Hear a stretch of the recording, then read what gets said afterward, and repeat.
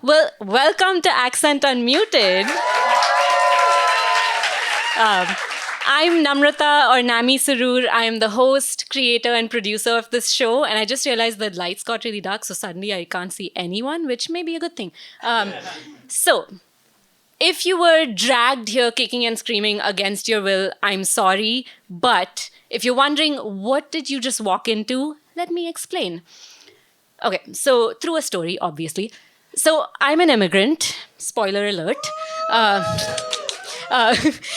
okay, I moved to the States from India at age 12 with my family. And I had no idea what to expect because this was the 90s. Globalization hadn't happened yet. The only thing I really knew about America came from Archie comics and Jurassic Park.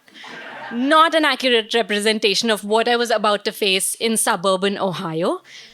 Needless to say, the culture shock was absolutely blindsiding. And so I didn't really know whom to turn to for answers. And I was really confused because back in India, I was this star student, star athlete, popular, school prefect, no big deal. And then, seemingly overnight, I moved to Cleveland and I became this complete social outcast. I spoke perfectly good English, but no one could understand my accent. And I couldn't understand how I went from this, happy-go-lucky child to then my personality completely changing because all of a sudden kids were making fun of me every day for being that weird, hairy kid who smells like rice and talks funny. So every day I would come home distraught and I would think, why am I not cool anymore? Why is it so hard to make friends here? And why on earth does anyone think rice smells weird? It is objectively delicious. So I did what most people in my situation would do. I retreated and I stuck to my own kind and I hesitated before I spoke a lot of times. Then, about more than a decade later, an unlikely ally emerged. This. So I got my first iPhone. I'm really glad it came out of my pocket really easily. But I got my first iPhone in, 2008, and it opened up my world because I discovered the wonderful world of podcasts. And there was one podcast in particular called The Moth, which is a storytelling event series and which was converted into a podcast. And suddenly I had access to all of these stories from Americans talking about their lived experiences. And I was hearing about people from all over the States telling true stories about their lives. And all of a sudden, I had a glimpse into American culture like I never had before. So they were talking about, cultural and regional nuances. I was learning turns of phrase. And just in the process, the more stories I listened to, the more, without even realizing it, I was developing the language, the familiarity, and the empathy to finally, for the first time since being in this country, to finally be able to make genuine connections and friendships with my American classmates and peers. And that all happened because of storytelling. And so that's when I realized that this is the power of storytelling.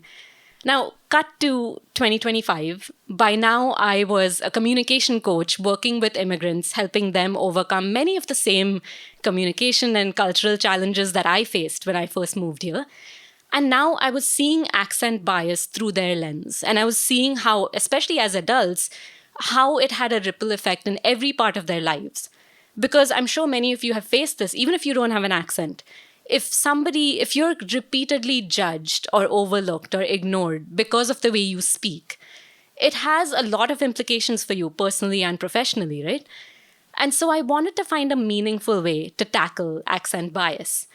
And then I thought, wait, hold on. If those stories all those years ago did that for me, where they helped me finally break through and build connections with people who didn't look or sound like me, surely it works the other way around. And so that's what we're doing here. That's why this is important, because we're giving people, immigrants with accents who have never been told that their stories matter, or not never, but very rarely been told that their stories matter. We're giving them a platform, a stage, and saying, here you go. Here's the mic. Your story deserves to be told. And as the audience, you play a big part in this too, because this is why it makes it worth it, right? Because for all of you, seeing somebody that who doesn't look like you, doesn't sound like you, hearing their story makes a difference, because it feels like, wow, I really have something in common with someone that I've never seen or heard before. So that's what tonight is about. The theme of tonight is unexpected. You're going to hear 6 excellent stories, and they're going to range from funny to heartfelt to goosebumpy. And the accents you're going to hear tonight also range from really pronounced to barely there. Welcome to the immigrant experience. Now, open your hearts, open your minds, silence your cell phones, and let's begin with our first storyteller, Najeeb. Now, I asked each storyteller to tell me one unexpected fact about them. Najeeb's unexpected fact was that he is not cool enough to have any unexpected facts, which I interpret as he has to be a spy because he's not giving up his secrets. So, Najeeb Rahman, let's give him a hand.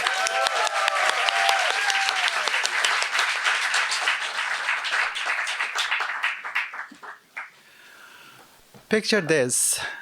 It's a dark winter night somewhere in North Dakota. Wind chill is howling and snow is flying sideways and temperature is 25 below zero.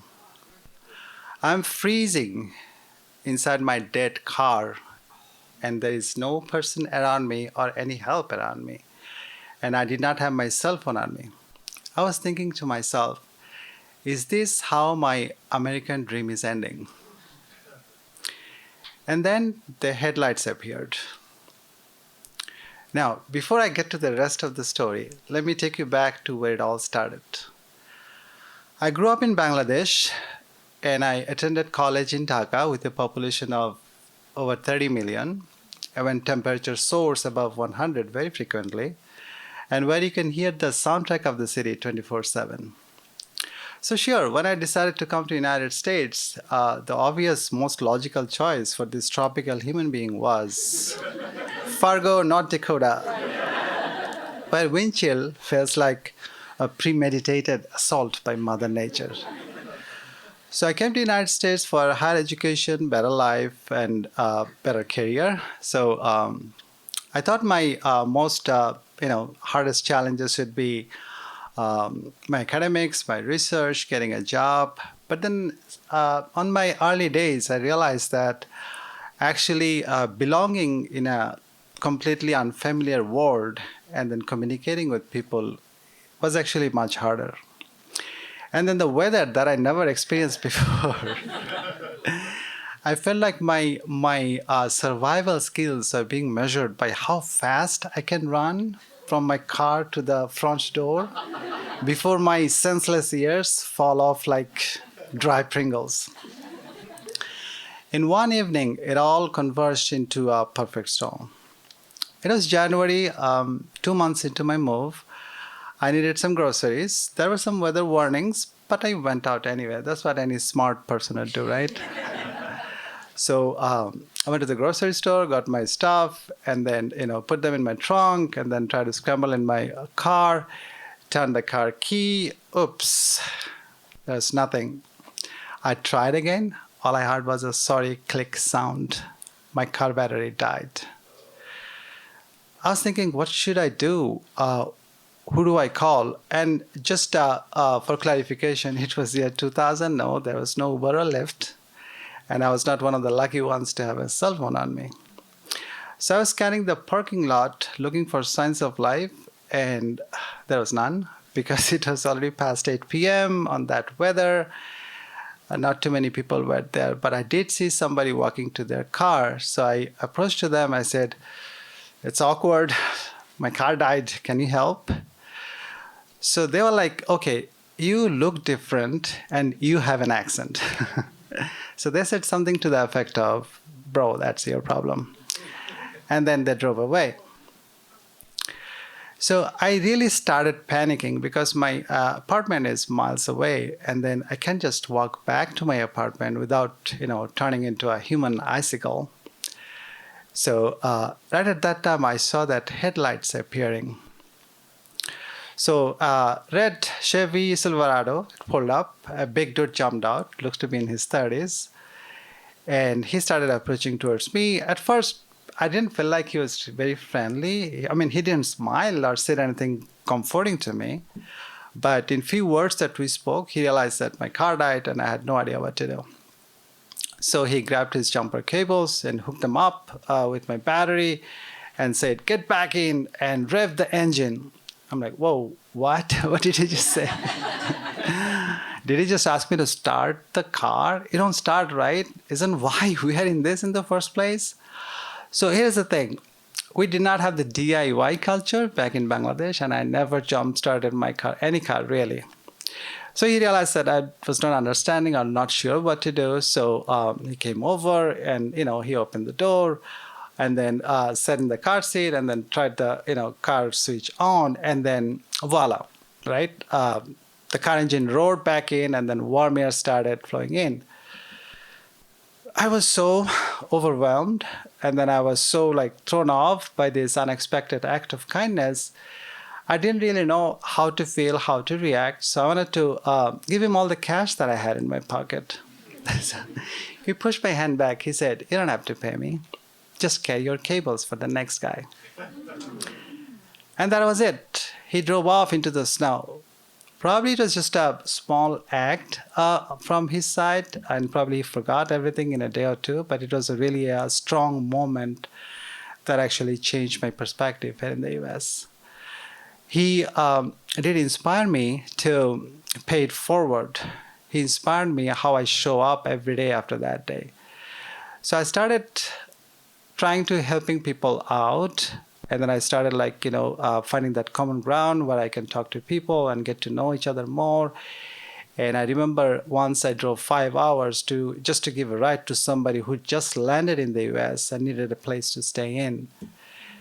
And I started helping new immigrants who are, trying to settle into their new lives in the US. And I did buy those jumper cables on the following day. So it's been many years that I'm living in the US now, and I have a successful career in this beautiful country. I still remember that person in the red truck.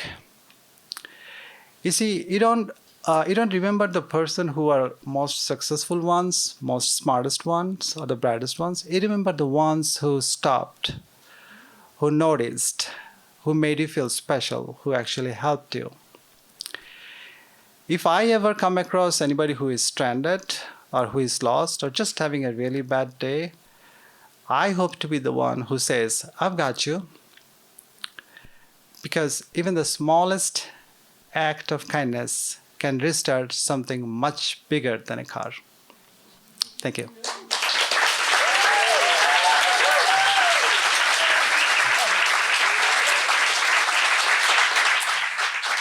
It's weird because we're both part of Toastmasters, so we're so used to shaking hands, but it just feels so weird in this setting. Anyway, so I love that you brought up DIY culture, Najeeb, because South Asians and I don't know how many other cultures, we don't have that. So we have someone to jumpstart our cars. So to this day, I still don't know how to jumpstart my car, but thankfully I have a very handy husband. So I'm hoping that at some point I just absorb it through osmosis. Anyway, our next speaker, I'm so excited. So I asked our next speaker, Elisabeth, what one unexpected fact about her is, and she said she has done 155 jumps as a skydiver. Her story is going to make a lot more sense to you now. Elisabeth?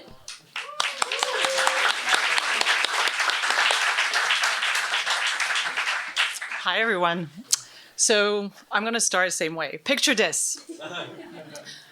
You're sitting in the exit row of a plane, and as you're finally reveling in the extra legroom that you've managed to, grab, yes, the flight attendant comes over and says, "You must assist, right, the crew in an emergency."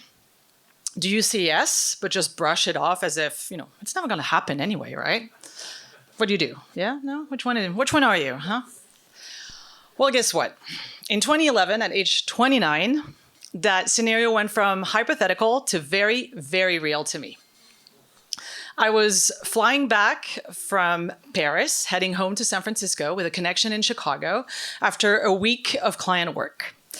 And as my, not to mention American Airlines flight, touchdown in Chicago, let's just say it was not a smooth landing. You know, the one where you, and maybe some of you are, you cheer, you applaud. Yeah, thank God, thanks to the pilot, right? We landed. It was not that. As soon as our wheels hit the runway, we heard a loud bang. I immediately locked eyes with one of the flight attendants, and we were in mutual agreement. This was not normal, right? Like this was just not normal. As soon as we kind of looked at each other, the captain's voice came over the speaker, and we had smoke on the right side of the airplane. And he's like, evacuate now, right side only, let's go. And so I have to admit, you know, I was scared, right? Like your heart jumps into my throat. People that were just in traveling mode, you know, flight routine just went from that to emergency mode, right? And it was just really very interesting, just say that. But of course, I was one of those business travelers just sitting right in the front row. So I'm first at the door. Yes, thank God for that. Anyway, the flight attendant just opens the door, deploys the slides, turns around and say, ma'am, you're going down first. You turn around and you start help evacuate the plane. Not a question, an instruction. What she didn't know is that I'm an aerospace engineer by training. I'm a consultant, or at least at the time I was a consultant by profession. And I'm the kind of girl, if you know me, I'm like, okay, we're just going to do it. Let's just do it. Let's fine. So here I go down the slide and, you know, yes, ma'am, let's just do it. So if you've never had the pleasure, let's call it that, to experience an emergency slide out of an airplane, let me tell you this. They are actually yellow. That is actually true. Yes, they are. Big and yellow. They're steep, they're fast, and they absolutely do not care about your freaking dignity. Absolutely not. You know, they literally, people most likely hit the ground really hard, some even bounce. So I'm going down this runway, you know, this slide thinking, I'm just going to hit this. No. So it was fine. Stand on my feet, turn around, and start to evacuate the plane. As I was doing that, eventually, you know, I had the chance to look, you know, on the right side of the plane. There was smoke definitely coming from out of the landing gear, but no flame. So for the first time since the announcement, I thought, okay, we're going to be all right. Like, we just need to evacuate this plane and get on our way. People at the time was just, you know, flying out the airplane and literally, you know, it was crying, shouting, you name it, business travelers, families, all of the great human experience, to say the least. Anyway, one picture stayed with me.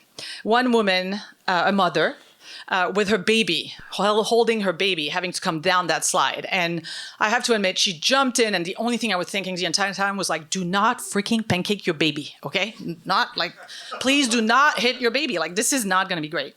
Well, she surprised me. She literally landed as gracefully as anybody could compared to other passengers that actually ended up hurting their ankle or hurting themselves.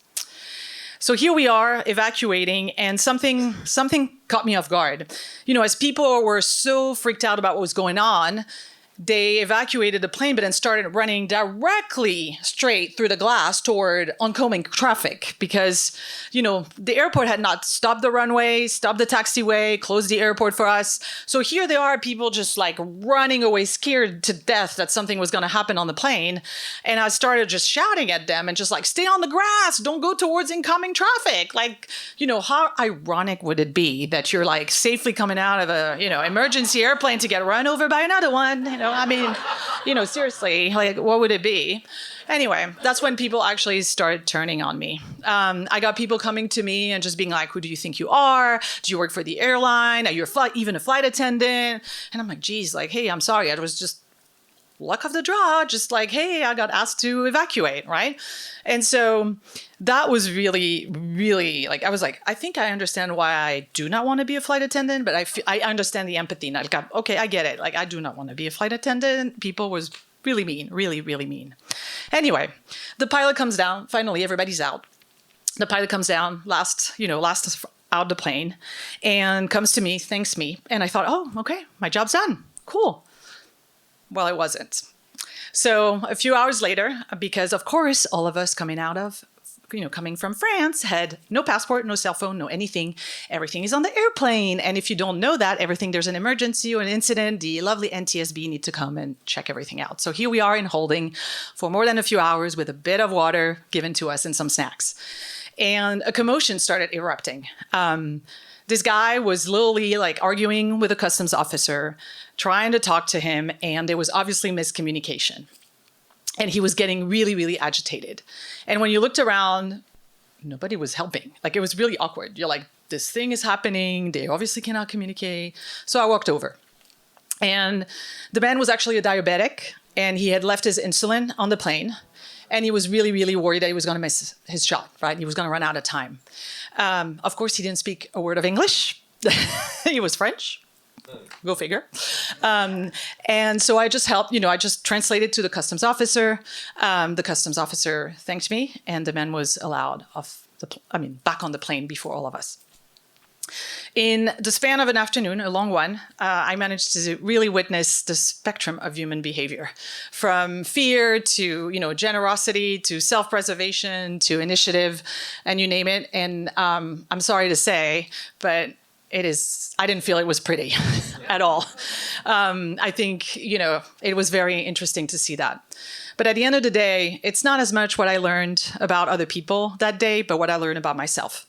I was not, braver than others, or I'm not more special than others. At least what I discovered was that if I ever run into an emergency like that or that kind of situation, my instinct was to step forward and help.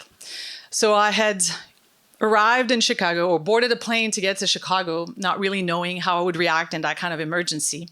And I eventually left Chicago knowing exactly who I was. Because yes, ladies and gentlemen, despite all of this, I still made my connecting flight. So, after get the passport, run through customs, get your bag, recheck your bag, run through the airport, I finally get on the next flight.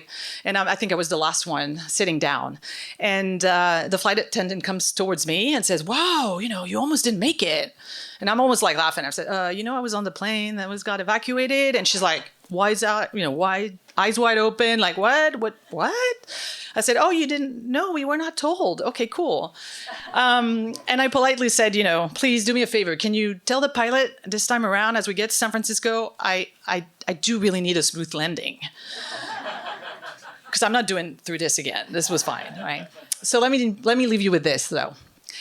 Next time you pick row 1 in business, or you select the exit row seats, 1, it does happen.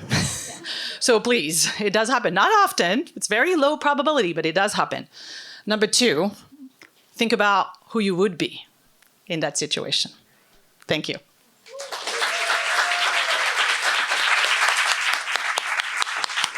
Thank you so much, Elisabeth.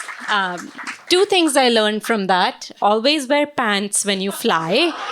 And also, how many of you started thinking about that slide? Because, hopefully nobody's flying tonight. All right, so are we ready for our next speaker? All right, our fun fact about our next speaker is that he plays in a band called Electric Hunter.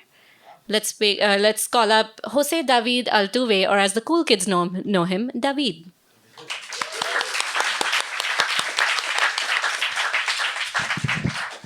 All right, thanks, Nammy. So picture this, I guess. I'm about 12 years old. Christmas time, I'm in Mérida, Venezuela, my hometown. My mom is calling for supper while I'm playing with my friends, doing some firecrackers, kid stuff. As we were walking in, I noticed there is way more people in our group that we signed up for, and there's these 3 men just following us. I'm like, oh. So as we walk into the house, I realize they're armed, and they say, "Hands up, everyone." And I'm like, "Dad, are these your friends? Like, is this a prank?" My dad looked at me, blanked out, like, holy crap. I guess the stakes were higher than I thought. And at that point on, I was like, okay, I guess we're on a robbery. And that was my first experience with guns.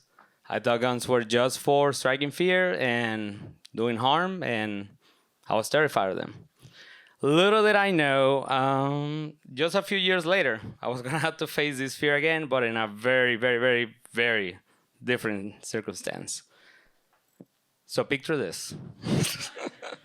I now go to Pennsylvania when I'm 17 years old as a cultural exchange student, and I arrive in Harrisburg. My host family picks me up, or at least my host mom, brother, little brother, and sister.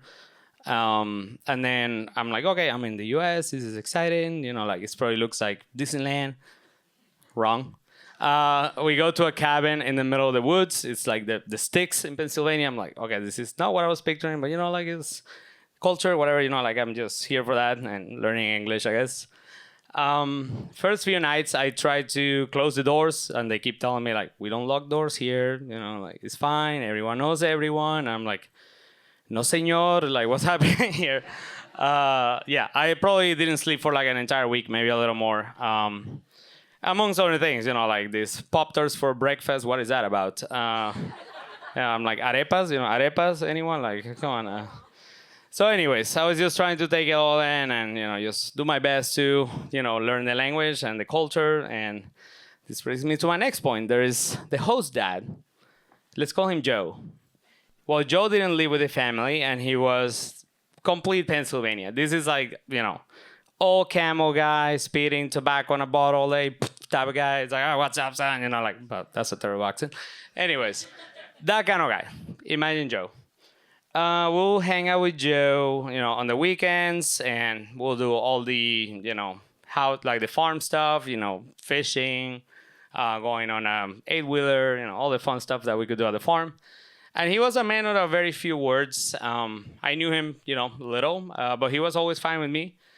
But you would imagine my surprise when one day we were staying at the farm, and he wakes me up in the middle of freaking winter, and he's like, son, you're coming with me. Coming where? He brings me to the living room, opens up the gun safe, grabs a hunting rifle. He's like, son, we're going hunting. You're going with me, and this is how we bond. Here's a rifle. You've done this before, right? Holy crap. No. What is it to know? He's like, not much to know. You know, you're going to be with me. You're going to be safe. Speaking of safe, here's the safe. Forward is to shoot, backwards is safe. Here's the trigger, look through the scope, and when you're ready to shoot, just squeeze the trigger, you know, don't jerk it, blah, blah, blah. I'm like, okay, I don't know what I got myself into. This is a mistake. I'm going to have to kill Bambi now. Like, I don't know, like, clearly coming to America was not the thing I was picturing. Like, this is way beyond me.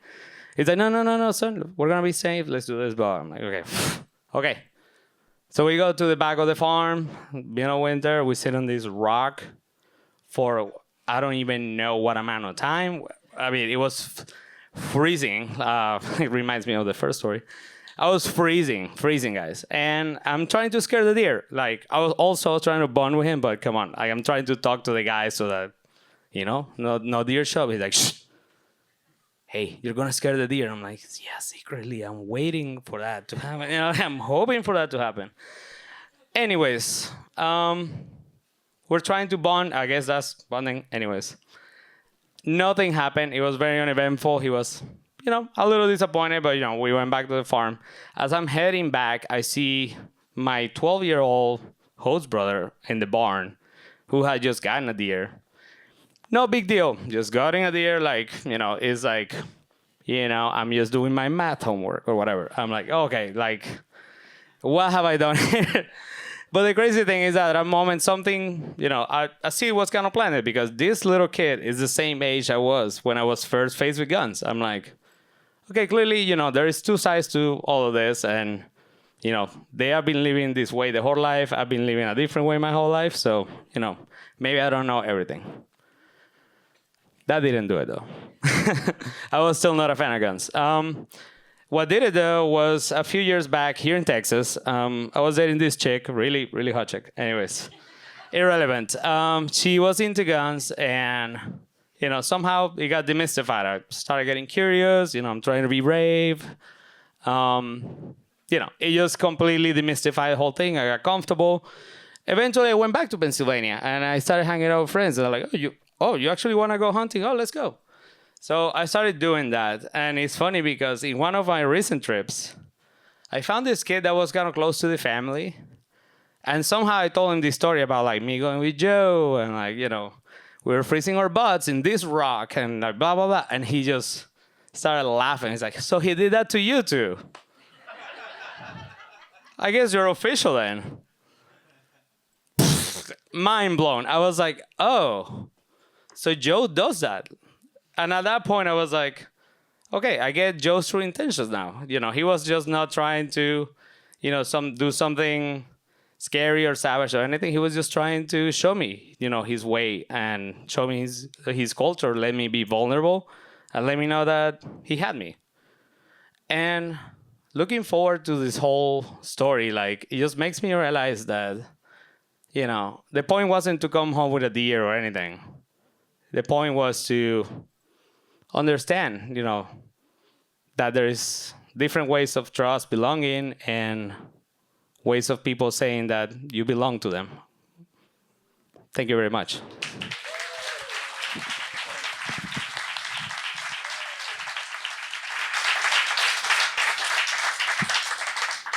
I mean, that was a really sweet story, but the thing that stuck with me was Pop-Tarts for breakfast. Sorry, I know. I would be like, unacceptable. I feel ya. All right. You guys have been so good that we're going to reward you with an intermission soon. But first, I also want to hear from you guys. So we did this the last time, so I want to bring it back. I want to get at least 5 of you up here to do a little lightning round. I have a question. If you're part of Toastmasters, you know what this is. But basically, you don't have to be a Toastmaster to be up here. But, okay, I want to know from you, what was your most unexpected experience or memorable experience with food on a foreign trip? Let me demonstrate. So mine was at London Heathrow Airport when we first moved from India and we had our connecting flight in London. I had never had fast food before, never eaten McDonald's, didn't know that a hamburger had beef in it. So I bit into my very first hamburger, saw this yellow liquid ooze out, and I was like, what on earth is this? Turned out it was mustard. To this day, I cannot stand the taste or smell of mustard because it just reminds me of the sadness of getting off that plane from India and being like, I hate everything. So it's okay. I love you guys now. But at the time. Anyway, let's get Daniel up here. And the rest of you, line up. I want to hear from you. All right. So picture this. So it's 2008, and I'm going with my dad to China for his business. The first night, we walked into the restaurant with some of his clients, and they have all of these fish tanks. You pick your fish, they cook it, they give it to you. But also, they have cages with snakes. I'm getting curious because, okay, are we eating the snakes or they just have it for... No, I mean, if you want, we can have snakes. It's like, I'm in China, might as well. So I ordered the snakes, they cut it in pieces, they fry it, and they steam the skin and they put it in salad. Now, you would think that would be the most unexpected thing I ate in China, which tastes like chicken, it's tough, but still decent. Actually, weeks later, I went to this hotel. We're waiting until one of the factories opens up, and everything on the menu is Chinese. I don't understand anything. I'm hungry. My dad is busy. And I just point to something, what it seemed to be chicken and broccoli. They brought the plate. Looks like chicken and broccoli. Brother, every single piece had tiny bones. That wasn't chicken. I mean, I don't know if it was right. I don't know what it was. It didn't taste like chicken. It didn't have, chickens. I eat chicken every single day. So to me, and I talked to my dad, I said, hey, can you ask him what this is? That's chicken, not try it. And he was like, son, let's get out of here. There's definitely no chicken. So yeah, that's it. That's probably one of my most unexpected food experience. I want to put a side note here because I think that one of the speakers didn't really he didn't do justice. The last speaker talked about how dangerous Venezuela was. That's all lies. That's BS. Coming from Venezuela. Yeah, that's not true. I'm just messing with you, man. Yeah. I'm also from there, so Anyway, that's all. Let me get a couple more people. Albina, you know I'm going to call on you.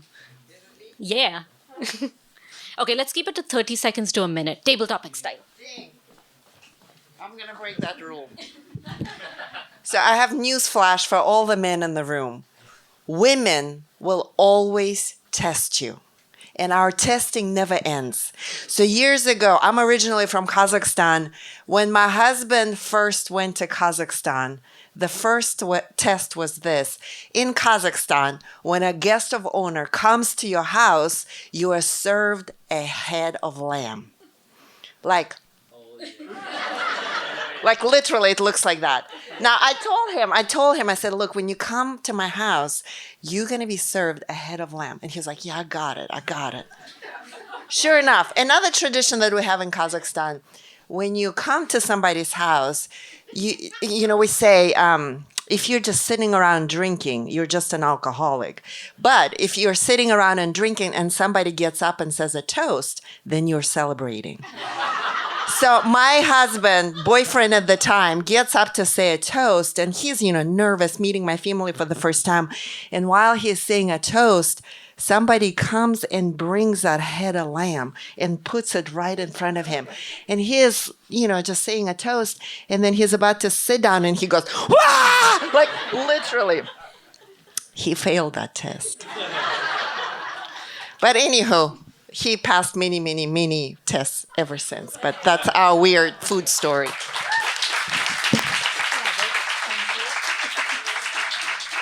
right, I'm going to call on someone now. Joe Uhler. I told you this was going to happen.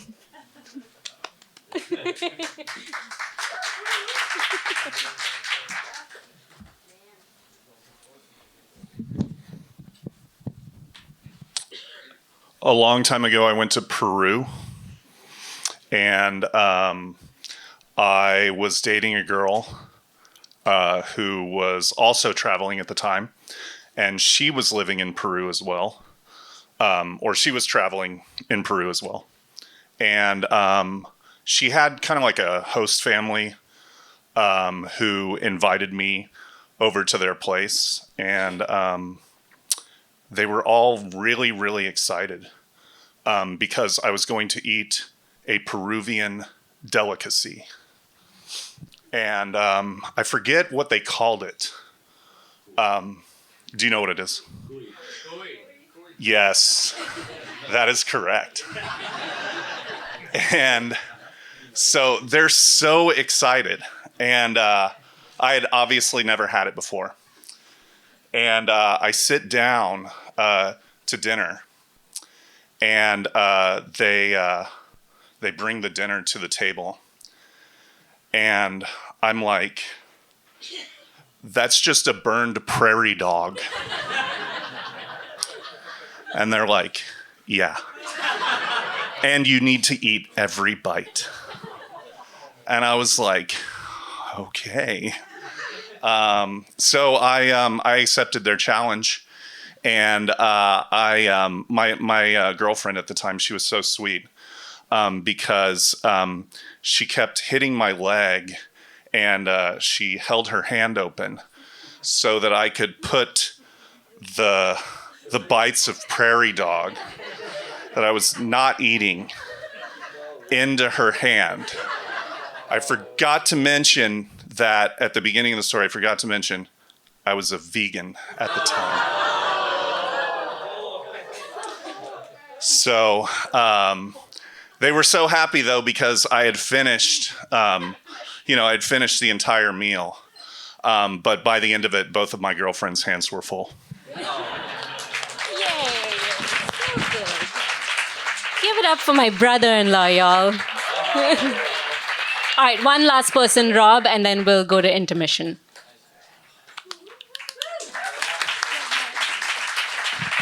Put me last. I guess it has to be good. Many years ago, I had a coworker who was on a 2-year assignment from the UK over here. So it's not my immigrant story, but I was there when this particular story happened. One of his objectives while he was here on his 2-year assignment, he wanted to eat everything that Austin had to offer. So a couple days a week, we would go somewhere to experience some American food. One day he wanted to go to Wendy's. Why, I don't know, but he wanted to go to Wendy's. So we go to Wendy's. And I went first, and I looked at the menu, and I picked my thing, and I placed the order. And then it's his turn, and he's been looking at the menu, and he makes his choice. And the teenager behind the counter said, "Sir, would you like to make that a biggie?" And he had kind of taken aback, and then the teenager explained to him that means it's a bigger drink, it's bigger fries, you get more for your money.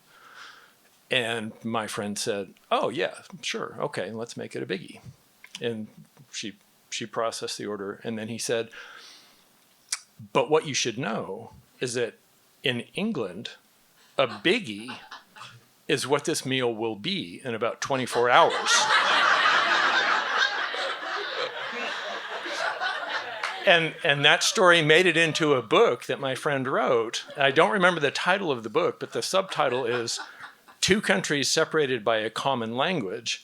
And it's all about these words that have completely opposite or different meanings in America and in England.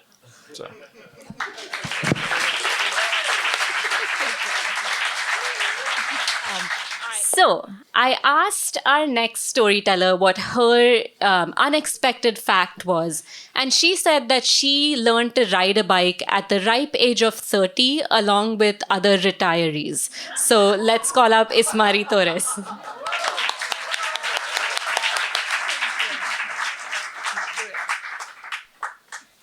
Okay. I was camping off the beaten path in the Atacama Desert in Chile. It was the middle of the night, and my partner and I were sleeping. And we hear a noise. "Salgan de ahí! Salgan de ahí! Get out of the tent!" What was that? We saw like a bright light spanning all across the fabric of the tent. And again, "Salgan de ahí! Get out of there!" And we opened the zipper just to see two big black circles, a rifle, pointing at us. Well, I really want this trip to be adventurous, but not like this. So a few weeks earlier, we were planning to move back to the United States, his long homeland. And I realized that I didn't see any cool things in Chile. I moved to Chile to see all the natural beauty, the mountains, the desert, the Patagonia. And I got busy very, very quickly. I got a job in Santiago. I was managing projects all over South America, and I didn't get to see all those cool stuff. So we decided to take 1 month trip, one last big adventure. So we began hitchhiking Torres del Paine, and every day was different. One day we planned something and someone take us to the opposite way, and we just have to change plans on the fly. So one day, with zero preparation, we even submitted the Torres del Paine. One of our fellow travelers gave us a ride to the bottom of the mountain, and we did it all. And it was the hardest and craziest thing I've ever done, but very rewarding. So every day was like that. We plan something and we do something else. And later, a few days later, we flew to the north of the country, to the Atacama Desert. And then we decided to rent a car. We rented our car and we were exploring all the camping spots and the trails. And one night, the elevation really got us. We got very, very tired. And we decided to pick a spot. We were using this like shady app that tell us like the unofficial spots where it's safe to park, to camp. So we pick a place, and then we drove there, and then we parked the car like a few meters from the road. We put our tent, we have some wine, we have some snacks, and we fall asleep. And a few hours later, things got weird. We hear a noise, "Salgan de ahí, get out of the tent!" And we couldn't understand what was happening. We heard it again. We saw a lot of lights around the tent. And then we hear it again. And we didn't know what to do. Were going to kill us? We're going to open the zipper? What is going on out there? Of course, we ended up open the zipper and see the rifle pointing right at our heads. So ultimately, we got out of the tent and we saw like a bunch of men dressing in black, and they started searching in every single thing we have. The tent, the car. They inspected every single pocket in our backpacks. They scattered all the things over the ground. And we were scary. My Midwestern partner with a very little Spanish was whispering me like, "What do they want? What are they looking for?" And I was trying to pay attention, but it was chaotic. It was freezing also, it was dark, the lighting, it was too many things happening at the same time. Finally, we learned that there were police officers, and they were looking for drugs. Because this spot that we picked, it was exactly where drug dealers exchanged drugs between Bolivia and Chile. So they, of course, thought that we were part of an exchange. So thankfully, they realized that we were not drug mules. We were just two clueless tourists that happened to be in the wrong place at the wrong time. So yes, they, of course, ordered us to leave the zone immediately. And we have to put everything that we own, just put it in the truck and hit the road. We drove for a few hours and the sun came out and we continued the trip. Now, of course, more planned and more cautious than before because we were traumatized. And I kind of felt guilty because, you know what? I'm not Chilean, but I knew Spanish. I could handle that situation better. And I know it sounds crazy, but see, I was born and raised in Ciudad Bolívar, a very small town in Venezuela. I know we have other Venezuelans here, of course. And we have like 3 main streets, 1 McDonald's, and no movie theater. I always knew that out there was like a bigger and better world for me to explore.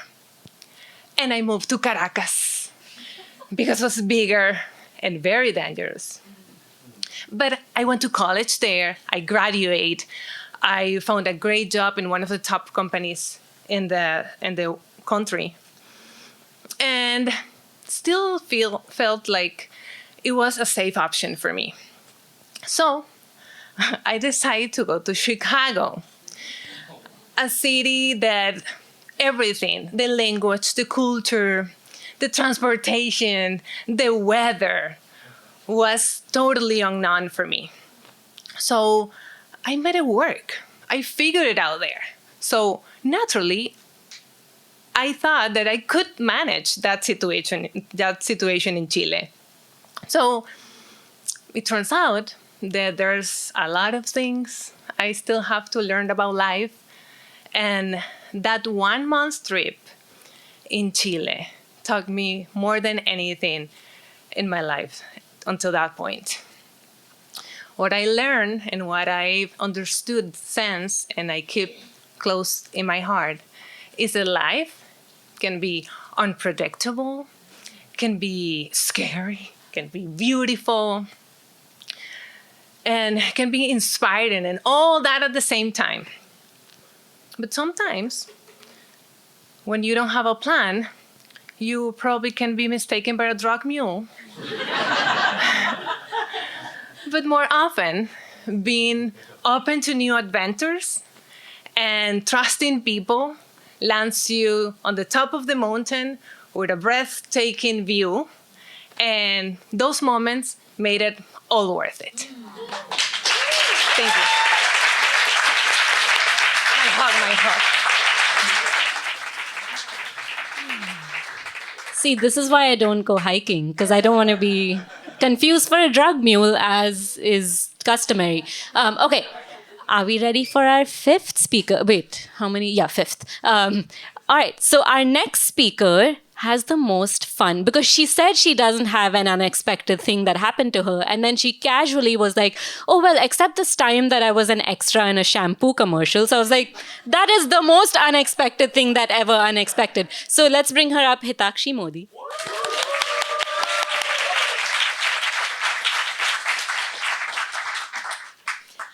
Have you ever done something so embarrassing you never want to talk about it? Until it turns you into an unexpected hero? Let me tell you about a time that happened to me completely by accident. Let's set the scene. I was living at the Triangle at 45th and Lamar, and I really liked living there. It was the ideal location in a lot of ways. Everything I needed was right there. Gym, coffee shops, restaurants, you name it. The only thing that was less than ideal was one of my neighbors. Let's call her Tina. She was someone I went to grad school with. And although we had a lot of mutual friends, we didn't really have anything in common. She loved to talk about herself and was a quintessential know-it-all. So a conversation with her was mainly listening to her brag. Unfortunately for me, Tina not only lived in the same building, but also on the same floor, something I discovered after moving in. But thankfully, because of our different schedules, me with a full-time 9-to-5 job and her getting her PhD, we rarely bumped into one another. Then, one summer evening, I was coming home from work after a particularly tough day, and I was really tired. My social battery was fully drained. All I wanted to do was crash on my couch, eat some Chipotle, and watch Crash Landing on You, this romantic Korean drama about a South Korean businesswoman falling in love with a dreamy North Korean military man. So realistic, but the thought of enjoying this was getting me through my day. As I'm exiting the parking garage, going towards my apartment, who do I see coming down the hall but Tina? We would have to cross paths for me to get to my place, and I really couldn't do this today. She was far away enough that I could safely assume she hadn't seen me yet. So I did the only reasonable thing I could think of. I turned around and ducked into the first door I could find, the trash chute. I just needed to hide out here for a few moments until the coast was clear. Yeah, it smelled really bad, looked gross, and I felt like a total nut job. But it would be over soon.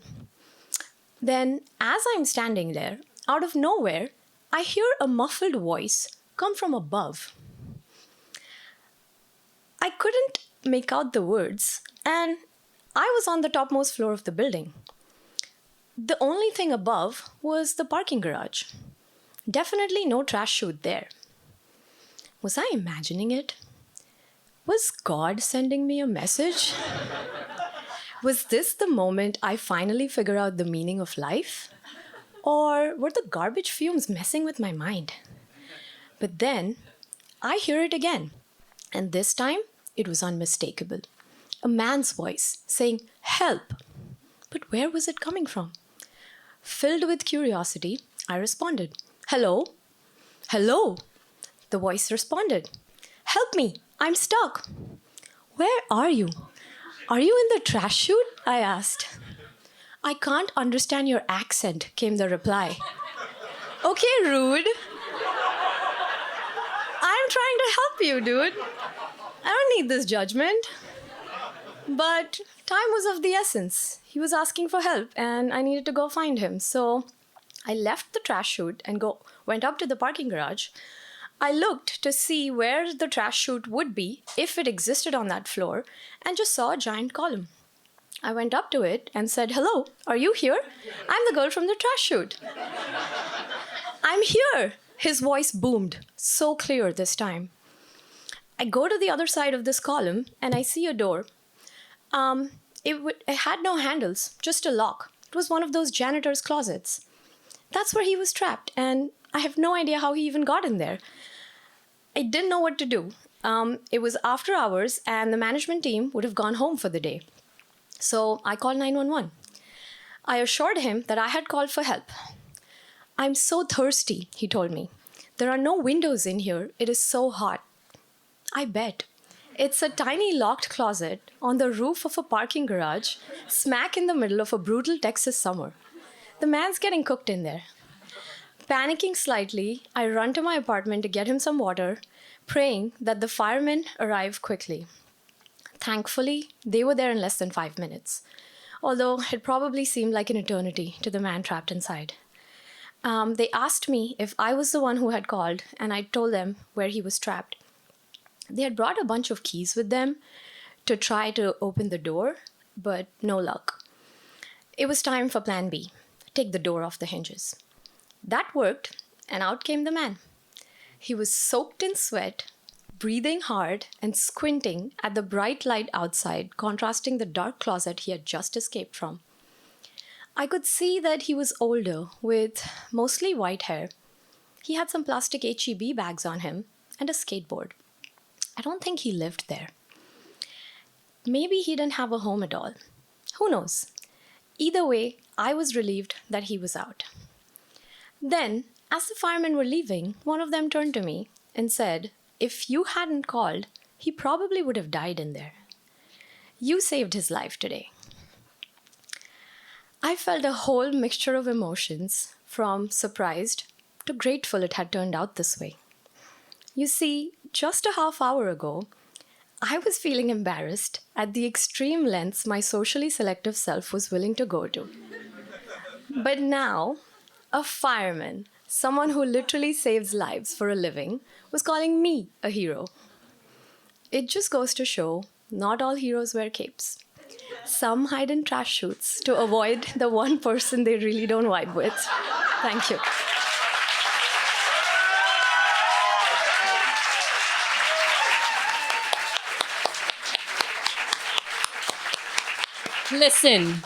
Listen, all you judgy people. Who among us hasn't hidden in the trash chute to avoid Tina, all right? Or our version of Tina. Okay, that was so good. Okay, are we ready? We're in the home stretch now. So I asked our last speaker, Luis, what his unexpected fact was, and he said he's lived in various cities, up to 5, and yet Austin is the only one that feels like home. So let's call up Luis Gramajo.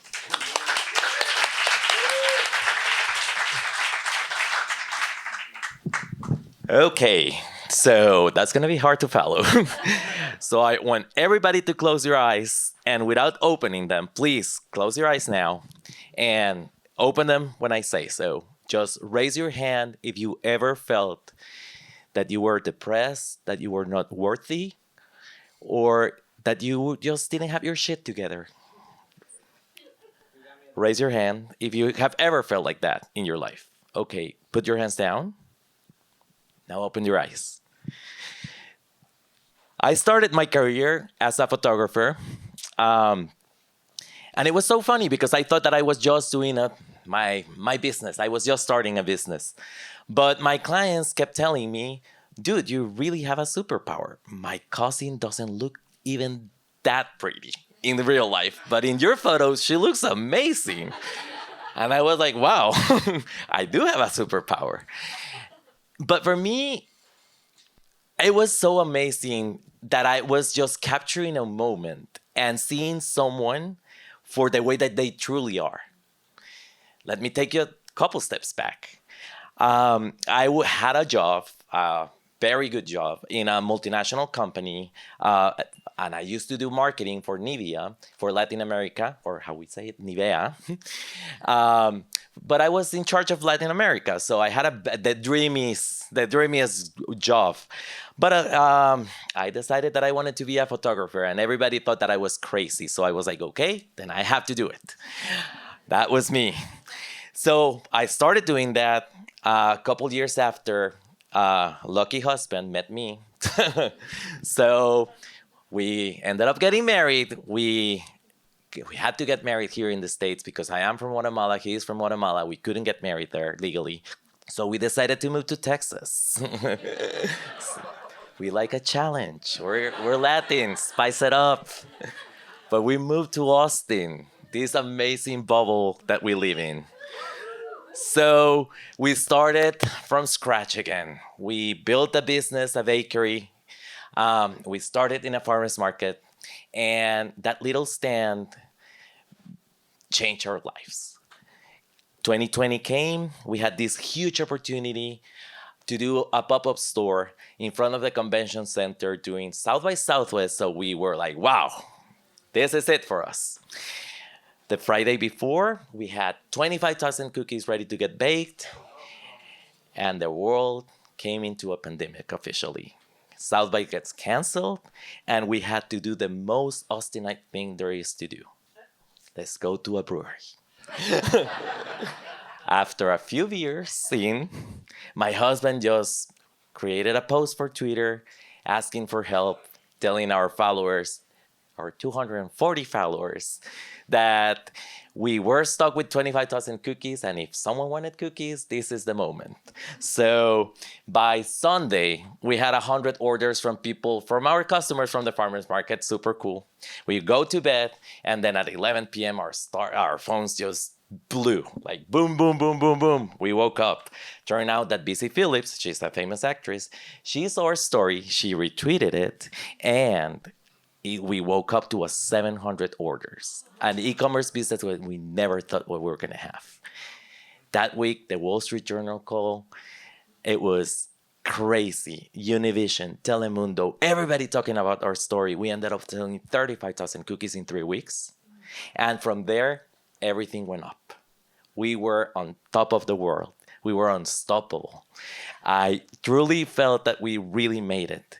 And years came, our confidence really built up, and I said to myself, this is the time that we need to start telling our story because the eyes are on us. So I started just emailing every journalist. I just look in the emails. I'm like, I'm just going to try. I'll give them whatever they want. The immigrant angle, the gay couple angle. I'll make it work. Just tell me what you need and I'll do it.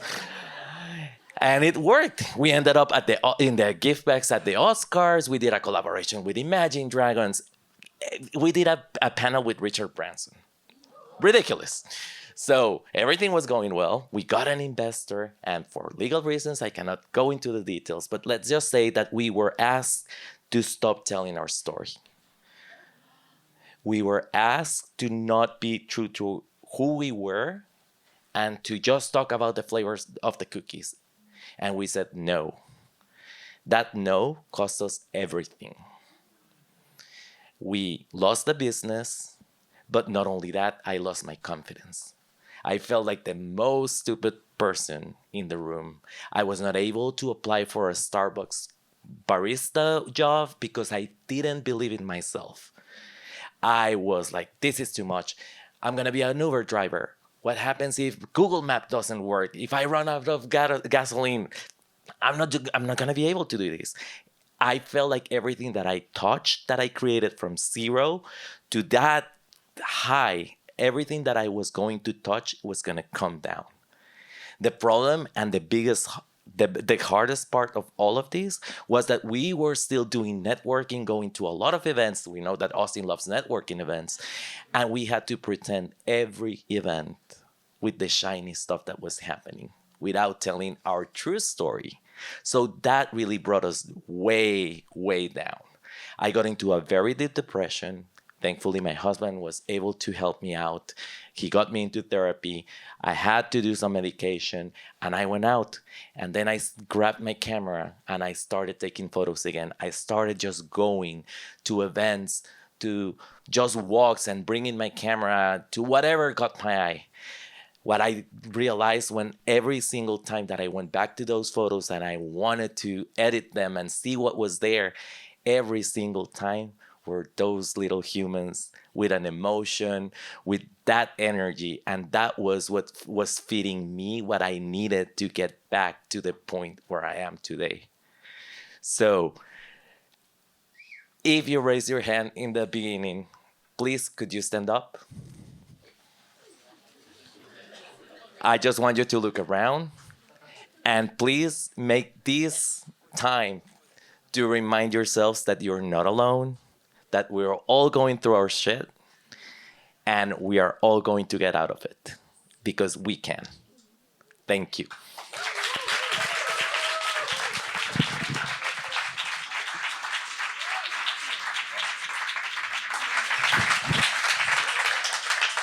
I just want to know who didn't stand up.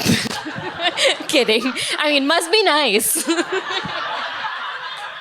All right, y'all. We are at the end of our this. First of all, I just want everyone to give yourselves a round of applause because what a fantastic audience. This is the fullest house we've ever had, and I was actually stressed out that I don't want to tell anyone to go home, but I'm so glad that we just made it work. There are a few people I have to thank because otherwise that would be really mean of me. So first of all, KUT people, Caroline, Reina, everyone who's managed, Rachel, everyone who's helped us facilitate this. Awesome. Thank you so much. And then all my fantastic volunteers, Mo and Theo and Yuri and Lita and Miriam and Andy.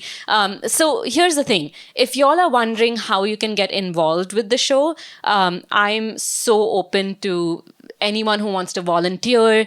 All you have to do is just stand at the door and be kind of, just there are fun things that you can do other than stand at the door and be mean to people. But also, if you want to be a storyteller, because I heard at least one person come up to me and say, I just realized I could tell a story. Absolutely. First of all, most people know this about me. If I'm in a public place and you have an accent, I will haunt your dreams. I will find you and be like, you need to tell a story. So spare yourself the discomfort and just come and talk to me after.